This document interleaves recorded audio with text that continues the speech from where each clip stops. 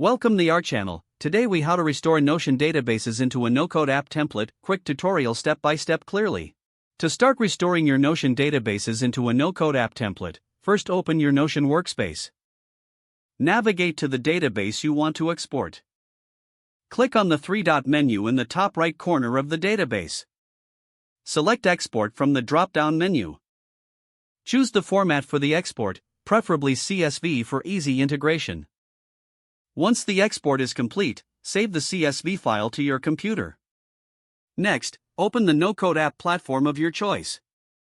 Look for the option to create a new app or project. Begin by selecting a blank template or an existing one that you want to customize. Locate the section of the platform that allows for data import. Choose Import from CSV or a similar option available. Upload the CSV file you exported from Notion. Map the fields in your CSV to the corresponding fields in the app template. Take your time to ensure the data aligns correctly. Once everything looks good, confirm the import. After the import is complete, review your app's interface to see the newly added data. Make any necessary adjustments to how the data is displayed. You can now customize the functionality of your no-code app as needed. Finally, test the app to ensure everything is working correctly. If the page does not load, refresh the browser or try again in a private or incognito window. Make sure you are using the correct email address, then retype it carefully to avoid small typos.